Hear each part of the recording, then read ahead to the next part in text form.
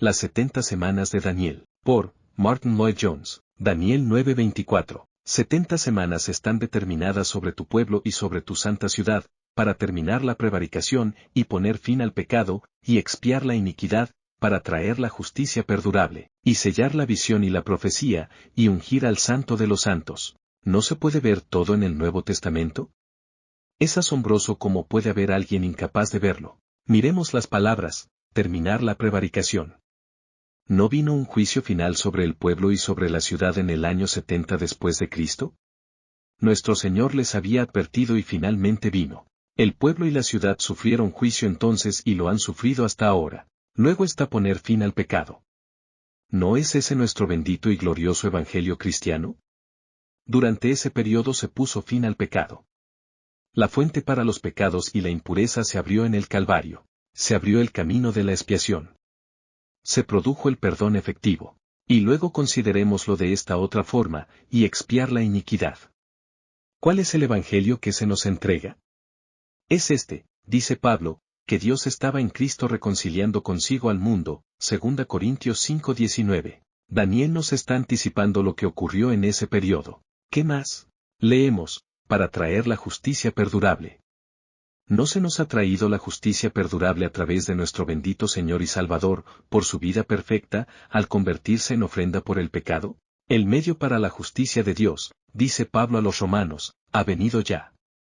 Es mi evangelio, dice el apóstol, porque en el evangelio la justicia de Dios se revela por fe y para fe, Romanos 1:17. Esta es la justicia perdurable y nunca habrá ninguna otra.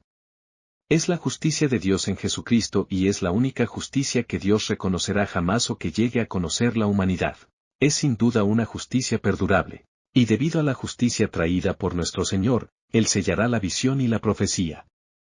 Cristo es el cumplimiento de las profecías. No penséis que he venido para abrogar la ley o los profetas, no he venido para abrogar sino para cumplir. Mateo 5:17. La profecía y la visión están selladas, naturalmente, porque nuestro Señor es aquel a quien señalan todas. Luego, ungir al Santo de los Santos. Y fue ungido. Fue ungido para su obra por el Espíritu Santo. Y da la misma unción, por medio del mismo Espíritu, a todos los que le pertenecen. Las Escrituras nos dicen específicamente que Dios le ungió. Él es el Mesías. Señalaría, pues, que el versículo 24 es mesiánico por completo. Es una profecía de lo que ocurriría cuando Cristo viniera a llevar a cabo su obra perfecta. Daniel 9:25. Sabe, pues, y entiende, que desde la salida de la orden para restaurar y edificar a Jerusalén hasta el Mesías príncipe habrá 7 semanas y 72 semanas. Se volverá a edificar la plaza y el muro en tiempos angustiosos.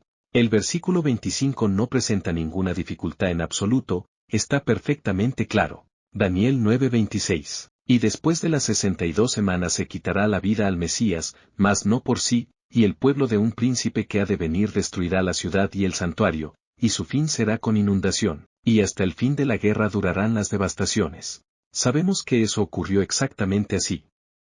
Eso sucedió literalmente. Tito fue el nombre del príncipe, y de la manera más terrible y diabólica, él y sus legiones romanas destruyeron la ciudad de Jerusalén y el templo. Josefo describe lo que sucedió: jamás ha habido tal catástrofe sobre la tierra como entonces, el sufrimiento, las tribulaciones, la crueldad de esa guerra sigue destacando por encima de toda la historia.